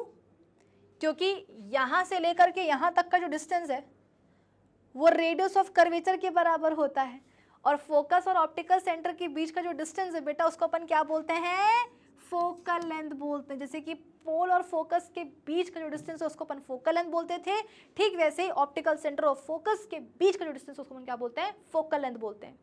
तो ये वाला जो डिस्टेंस होगा बेटा C1 से लेकर के ऑप्टिकल सेंटर तक का जो डिस्टेंस होगा ना, वो फोकल लेंथ के डबल होगा, है ना। तो इसीलिए अपन इसको क्या बोल सकते हैं, 2F1, और इसको अपन क्या बोल सकते हैं, 2F2। नियम है ये, मतलब आपको याद करना पड़ेगा। तो अब जाकर के सारे कंपोनेंट्स हमने जो है ना देख लिए हैं। ऑप्टिकल सेंटर देख लिया, ये क्या होता है, सेंट्रल पॉइंट होता है अपने लेंस का, ठीक है। दो सेंटर ऑफ कर्वेचर हो गए, C1 C2, या आप बोल सकते हो 2f1 f2 f2, ठीक है, मतलब double of focal length like that. फिर उसके बाद में जो लाइन ड्रॉ करते हैं अपन, उसको अपन क्या बोलते हैं, ज्वाइनिंग ऑल दीज पॉइंट्स, उसको अपन क्या बोलते हैं, प्रिंसिपल एक्सिस। फोकस भी देखो यहाँ पर क्या हो गए, दो दो हो गए हैं, इसको बोलेंगे f1, इसको बोलेंगे f2। खत्म बात। चलो अब अपन बात करते हैं बेटा कॉनकेव लेंस की। सो ये है आपका कॉनकेव लेंस। इसका जो सेंटर होगा उसको भी अपन क्या बोलेंगे, इसको भी अपन, मतलब इसके सेंटर को भी अपन क्या बोलेंगे, ऑप्टिकल सेंटर ही बोलेंगे ना। इसका जो सेंट्रल पॉइंट होगा ना बेटा, अपन उसको क्या बोलेंगे, ऑप्टिकल सेंटर ही बोलेंगे, जिसको कि अपन O से डिनोट करते हैं, ठीक है। अब देखो जो इसका ये वाला सरफेस है ना, ये वाला सरफेस, ये इस वाले स्फीयर का हिस्सा है, यस और नो। और जो इसका ये वाला सरफेस है, ये वाला, ये दूसरे स्फीयर का हिस्सा है। भाई कॉनकेव लेंस भी तो बेटा कैसे बनता है, दो अलग अलग ग्लास के स्फीयर से बनता है ना। तो जो ये वाला सरफेस है ये बना है, मतलब ये हिस्सा है इस ग्लास स्फीयर का, और जो ये वाला सरफेस है कॉनकेव लेंस का बेटा, ये सरफेस है इस ग्लास स्फीयर का हिस्सा। हो गया हिस्सा। चलो अब अपन क्या करेंगे, आप सभी को पता है कि जब ग्लास स्फीयर थे तो उनका ज्योमेट्रिक सेंटर था, जब ग्लास स्फीयर थे तो उनका ज्योमेट्रिक सेंटर था, जिसको अपन क्या बोलते थे, सेंटर ऑफ स्फीयर। लेकिन जहाँ कांच के टुकड़े काट करके अलग करे तो स्फीयर तो बचा नहीं, स्फीयर तो बचा नहीं, क्या रह गया, कर्व रह गया कि नहीं रह गया, कर्वेचर रह गया कि नहीं रह गया। जैसे कि पहले जब ये स्फीयर था तो उसका ये ज्योमेट्रिक सेंटर था, जिसको अपन क्या बोलते थे, सेंटर ऑफ स्फीयर। लेकिन जहाँ ये टुकड़ा काट करके अलग करा तो स्फीयर तो बचा नहीं, सिर्फ क्या बचा, ये कर्वेचर बचा। तो अब अपन इसको क्या नाम दिया, centre of curvature. Left side में जो होगा उसको अपन 1 से ही डिनोट करेंगे, मतलब C1। सिमिलरली जो ये वाला स्फीयर है इसका भी ज्योमेट्रिक सेंटर था, जिसको अपन सेंटर ऑफ स्फीयर बोलते थे। फिर कांच का टुकड़ा काट करके अलग कर लिया तो स्फीयर तो बचा नहीं, क्या बचा, कर्वेचर। तो इसको अपन ने क्या बोला, सेंटर ऑफ कर्वेचर।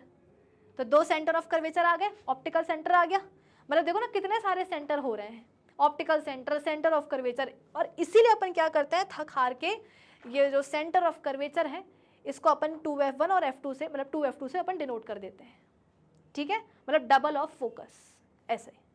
चलो अब क्या करेंगे, फिर से ड्रॉ कर देंगे एक इमेजिनरी लाइन जो तीनों को ही क्रॉस करेगी। इसे अपन क्या बोल देंगे, principal focus, sorry principal axis, very sorry, principal axis, ठीक है। और वही वाली बात है कि ये भी जो है ना सेंटर ऑफ कर्वेचर, ये भी ऑप्टिकल सेंटर, तो इसको अपन क्या कर सकते हैं, 2f1 और f2 बोल सकते हैं, 2f2 बोल सकते हैं। ध्यान रखना डबल ऑफ फोकस, ठीक है। चलो अब क्या बचा, अरे फोकस ऑब्टेन करना है ना, आ जाओ करते हैं। मान लो कि ऑब्जेक्ट कहाँ रखा है बेटा, मान लो कि ऑब्जेक्ट रखा हुआ है लेंस के लेफ्ट हैंड साइड में यहाँ पर। तो जैसा कि तुमको मैंने बताया कि जो कॉनकेव लेंस होता है बेटा, ये एक डाइवर्जिंग लेंस होता है। डाइवर्जिंग बोले तो जब लाइट रेज इससे बाहर निकलती है ना तो फैल जाती है। कॉन्वेक्स में क्या था, जब लाइट रेज बाहर निकलती थी आफ्टर रिफ्रैक्शन तो कन्वर्ज हो जाती थी प्रिंसिपल एक्सिस के एक पॉइंट पर, ठीक है ना। लेकिन यहाँ पर उल्टा होगा, यहाँ पर जब लाइट रेज इससे बाहर निकलेंगी ना तो फैल जाएंगी। जैसे कि देखो ये ऑब्जेक्ट रखा हुआ है, ये आ रही है light rays like this, lens के अंदर जा रही हैं, और जब बाहर निकलेंगी तो क्या होगा, ये देखो हो गई ना डाइवर्ज। डाइवर्ज का मतलब भी क्या होता है, फैल जाना। ये देखो ये फैल गई, दोनों फैल गई, एक यहाँ एक वहाँ चली गई, एक जम्मू एक कश्मीर चली गई कि नहीं चली गई। अब यहाँ पर दिक्कत है ना, यहाँ पर दिक्कत है कि मैम आप क्या करें, क्योंकि फोकस ऑब्टेन करना है, और फोकस तभी बनता है जब रिफ्रैक्टेड रेज या रिफ्लेक्टेड रेज मिलती हैं। लेकिन ये तो डाइवर्ज हो गई, और तुमको पता है कि डाइवर्जिंग रेज जो थी वो कभी भी मिलती नहीं है। पैरेलल फिर भी मिल जाएंगे लेकिन डाइवर्जिंग कभी नहीं मिलेगी। फिर क्या होता है, अब इन डाइवर्जिंग रेज को हम पीछे की तरफ एक्सटेंड करवाते, क्योंकि बेटा फोकस तो चाहिए ही है ना। तो फोकस को ऑब्टेन करने के लिए हम क्या करेंगे, इन डाइवर्जिंग रिफ्रैक्टेड रेज को बेटा हम पीछे की तरफ एक्सटेंड करवाते हैं लाइक दिस, पीछे की तरफ हम एक्सटेंड करवाते हैं लाइक दिस, और ऐसा लगता है कि मानो ये डाइवर्जिंग रिफ्रैक्टेड रेज पीछे यहाँ पर प्रिंसिपल एक्सिस के एक पॉइंट पर क्या हो रही हो, मिल रही हो। तो जहां मिलेंगी, जहां लगेगा कि देखो यहाँ पर मिल रही है, तो वहीं पर क्या होगा, फोकस बन जाएगा। तो बेटा यहाँ बन जाता है क्या, फोकस। कौन सा वाला, F1, लेफ्ट हैंड साइड में ना, तो F1 बोलेंगे, ठीक है। तो ऑब्जेक्ट को यहाँ रखा था, रिफ्रैक्शन हुआ, रेज कैसी हो गई, डाइवर्जिंग हो गई। इन डाइवर्जिंग रिफ्रैक्टेड रेज को पीछे की तरफ एक्सटेंड करवाया, तो लगा कि मानो पीछे की तरफ क्या हो रही है, मतलब नॉट पीछे, सेम साइड पर। सेम साइड का मतलब क्या है कि लेंस के जिस साइड पर ऑब्जेक्ट रखा हुआ है उसी साइड पर ऐसा लग रहा है कि मानो प्रिंसिपल एक्सिस पर ये डाइवर्जिंग रिफ्रैक्टेड रेज मिल रही हैं। तो जहां लगेगा कि मिल रही है वहीं पर क्या होगा, फोकस जो है ऑब्टेन हो जाएगा, वहीं पर क्या होगा, फोकस बन जाएगा बेटा। उस पॉइंट ऑफ कन्वर्जेंस को अपन फोकस बोल देंगे, ठीक है। F1 हो गया। अब वही वाली बात है, देखो कि लेंस है, ये सरफेस भी रिफ्रैक्टिंग है, ये भी है। तो अगर ऑब्जेक्ट यहाँ रख सकते हो तो यहाँ भी तो रख सकते हो कि नहीं रख सकते हो, रखो यहाँ पर ऑब्जेक्ट। अब आपने क्या करा है बेटा, ऑब्जेक्ट को कोई अलग कलर लेते हैं, चलो आ जाओ। अब आपने ऑब्जेक्ट को बेटा यहाँ रख दिया है, यहाँ रख दिया है, लेंस के राइट हैंड साइड में रख दिया। तो अब क्या होगा, राइट हैंड साइड से देखो लाइट रेज आएंगी, ये देखो आ रही हैं, ठीक है। और रिफ्रैक्शन के बाद क्या होगा, जब बाहर निकलेंगी ना लाइट्स, मतलब लाइट रे, तो देखो वैसे डाइवर्ज हो जाएंगी, दिख रही है आपको, ये वाली और ये वाली। देखो आफ्टर रिफ्रैक्शन, मतलब जब ये लाइट रे लेंस से बाहर निकली तो डाइवर्ज हो गई, फैल गई। अब कहीं ना कहीं तो लाना पड़ेगा। तो इन डाइवर्जिंग रिफ्रैक्टेड रेज को अपन पीछे की तरफ एक्सटेंड करवाते, तो ऐसा लगता है कि मानो सेम साइड, मतलब कि जहां पर ऑब्जेक्ट रखा है ना लेंस के सामने, जिस साइड पर, उसी साइड पर ऐसा लगता है कि मानो ये दोनों ही diverging refracted rays principal axis के एक पॉइंट पे आकर के मिल रही हैं, और जहां मिल रही हैं वहीं क्या होगा बेटा, बन जाएगा फोकस। ये भी फोकस, ये भी फोकस। लेफ्ट हैंड साइड वाले को अपन डिनोट करेंगे F1 से, राइट हैंड साइड वाले को अपन डिनोट करेंगे F2 से। तो दो प्रिंसिपल फोकाई हो गए कि नहीं हो गए, कुल हो गए। सेंटर ऑफ कर्वेचर भी दो होते हैं और बेटा प्रिंसिपल फोकाई भी दो होते हैं, और दोनों ही लेंसेज में। यहाँ से लेकर के यहाँ तक का डिस्टेंस क्या कहलाएगा, फोकल लेंथ। सेम यहाँ से लेकर के यहाँ तक का डिस्टेंस क्या कहलाएगा, फोकल लेंथ, ठीक है। बस फिर यही तो करना था, और क्या करना था। चलो अब फटाफट से क्या करते हैं अपन, रीड कर लेते हैं, आ जाओ। ये तो कर ही लिया था। ओके, कॉन्वेक्स लेंस क्या होता है बेटा, कॉन्वेक्स लेंस की खास बात ये होती है कि ये बीच में से क्या होता है, मोटा रहता है और साइड साइड में पतला हो जाता है, ठीक है। So it is thick at the centre and thin at the edges. The two surfaces P and Q binding the lens are convex, ठीक है। मतलब जो दो सर्फेसेस है, जैसे कि ये वाला सर्फेस और ये वाला सर्फेस जो लेंस को बाउंड कर रहे हैं, वो दोनों ही कैसे हैं, कॉन्वेक्स है, मतलब कि बर्स्ड आउट है। देखो ना, एक ये वाला सरफेस और एक ये वाला सरफेस, दोनों ही कैसे हैं, बर्स्ड आउट हैं, बाहर की तरफ उभरे हुए हैं। इसलिए नाम क्या पड़ जाता है, कॉन्वेक्स लेंस पड़ जाता है, डबल कॉन्वेक्स या बाय कॉन्वेक्स। और ये क्या होता है बेटा, कन्वर्जिंग टाइप का लेंस होता है, जब लाइट रेज बाहर निकलेंगी तो कन्वर्ज हो जाएंगी। कॉन्केव बेटा क्या होता है, बीच में पतला होता है और एजेस पे थिक हो जाता है, ठीक है। So it is thick at the edges and thin at the centre. P और Q मतलब ये जो दोनों सरफेसेस जो हैं जो लेंस को बाउंड कर रहे हैं बेटा, दोनों कैसे हैं, अंदर की तरफ धसे हुए हैं, कर्व्ड हैं। तो इसलिए नाम क्या पड़ जाता है, डबल कॉन्केव या बाय कॉन्केव या simple concave lens. Diverging lens है बेटा, लाइट रेज आफ्टर रिफ्रैक्शन या कमिंग आउट, मतलब जब बाहर निकलेंगी तो डाइवर्ज हो जाएंगी, ठीक है। ये देखो प्रिंसिपल फोकस जो है ऑब्टेन करना सिखाया जा रहा है आपको दोनों ही लेंसेज का। Centre of curvature lens whether convex और कॉन्केव, दो स्फेरिकल सरफेसेस होते हैं। Each of these surfaces forms a part of sphere. जैसे कि कॉन्वेक्स लेंस हो चाहे कॉन्केव लेंस हो, उसके दोनों ही जो सरफेसेस होते हैं बेटा, वो दोनों ही सरफेसेस एक एक स्फीयर का हिस्सा होते हैं। देयरफॉर सेंटर ऑफ कर्वेचर भी कितने होंगे, दो होंगे, C1 C2 आप इनको बोल सकते हो, या C1 या C1 डैश भी बता सकते हो, या सिंपल 2F1 और 2F2 बोल देना। देन प्रिंसिपल एक्सिस एक लाइन होती है इमेजिनरी, जो सेंटर ऑफ कर्वेचर्स और जो वो है ऑप्टिकल सेंटर उसको क्रॉस करती है। देन ऑप्टिकल सेंटर क्या है, लेंस का सेंट्रल पॉइंट है। The ray of light through optical centre of a lens passes without suffering any deviation. इसका मतलब मैं आपको बाद में बताऊंगी। इसको अपन डिनोट करते हैं O से। अपर्चर क्या है? Aperture of a lens is the diameter of the circular edge of the lens, ठीक है। लेंस का जो पूरा सर्कुलर एज है बेटा, उसके डायामीटर को अपन क्या बोलेंगे? अपर्चर बोलेंगे। जैसे कि कैमरे का होता है ना अपर्चर, लाइक दैट। सो आज के इस सेशन के लिए बस इतना ही। आज अपन ने स्फेरिकल लेंसेज का जो पूरा कॉन्सेप्ट है वो समझ लिया, मतलब पूरा नहीं, स्फेरिकल लेंसेज क्या होते हैं, कैसे बनाया जाता है और उनके कंपोनेंट्स को हमने समझ लिया। अब हम मिलेंगे कहाँ? अपने अगले सेशन में। और अगले सेशन में हम क्या करेंगे भाई? स्फेरिकल लेंसेज पढ़ रहे हैं तो उनके थ्रू इमेज फॉर्मेशन भी तो करवाना पड़ेगा ना, और इमेज फॉर्मेशन के कुछ नियम होते हैं। तो कल मोस्ट प्रोबेबली अपन बात करेंगे, मतलब अगले सेशन में बात करेंगे कॉन्वेक्स लेंस की, और देखेंगे कि कॉन्वेक्स लेंस के थ्रू जब हम इमेजेस का फॉर्मेशन करते हैं तो किन रूल्स का हमें फॉलो करना पड़ता है, कौन कौन से रूल्स का। तो अगर ये सेशन अच्छा लगा हो तो लाइक करिएगा, शेयर करिएगा।